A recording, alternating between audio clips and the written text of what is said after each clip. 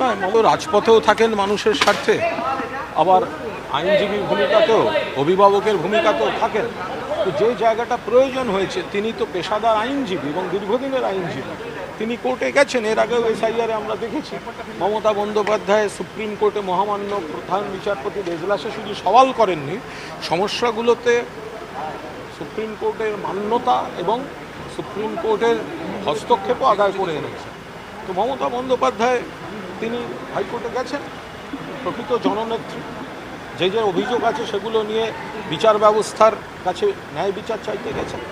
মুখ্যমন্ত্রী আজকে ঘোষণা করেছেন যে রাজ্যের সমস্ত স্কুলে এবার থেকে বন্দে মাতরম অনিবার্য করা হবে। এই মুহূর্তে কোনো মন্তব্য করব না। দেখুন, আমি একটা কথা বলি, যে পদ্ধতিতে নির্বাচন হয়েছে সেখানে ভোটার লিস্ট, ভোট মেশিন এবং গণনা লুট, এ নিয়ে আমাদের সর্বভারতীয় তৃণমূল কংগ্রেসের নির্দিষ্ট কিছু বক্তব্য আছে, নির্দিষ্ট কিছু অভিযোগ আছে। কিন্তু একটি নতুন সরকার শপথ নিয়েছে, একজন নতুন মুখ্যমন্ত্রী শপথ নিয়েছেন, ফলে প্রথম থেকেই তার সমস্ত বা তাদের সমস্ত যা কোনো সিদ্ধান্ত নেবেন তার বিরোধিতা করাটা মানুষ ভালোভাবে নেবে না। কেন্দ্রীয় সরকার একের পর এক যে ভুল করছে, জনবিরোধী নীতি নিচ্ছে, আমরা নিশ্চয়ই তার সমালোচনা করব।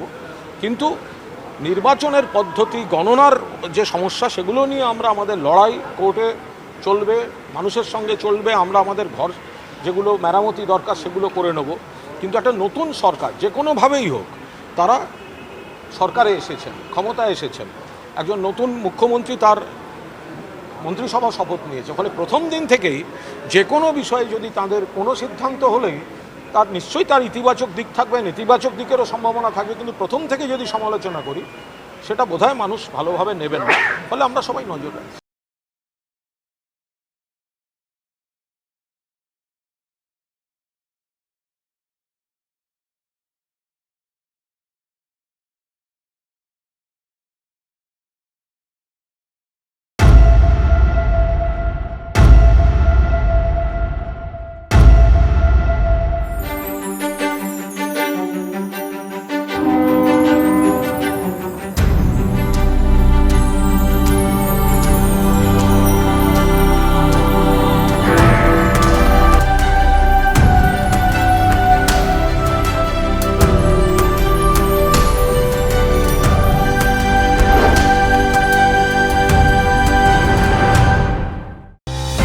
খবরের আড়াল থেকে আসল খবর খুঁজে বার করা সহজ নয়। রথী মহারথীদের মনের কথা বোঝা সহজ নয়। ঠান্ডা মাথায় কার্যকারণ বিশ্লেষণ করা সহজ নয়। শোরগোলের মাঝে দাঁড়িয়ে সত্যি কথা বলাটা সহজ নয়।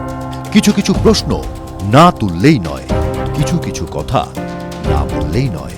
সোম থেকে শনি রাত ৮টা ৪৫-এ TV9 বাংলায়।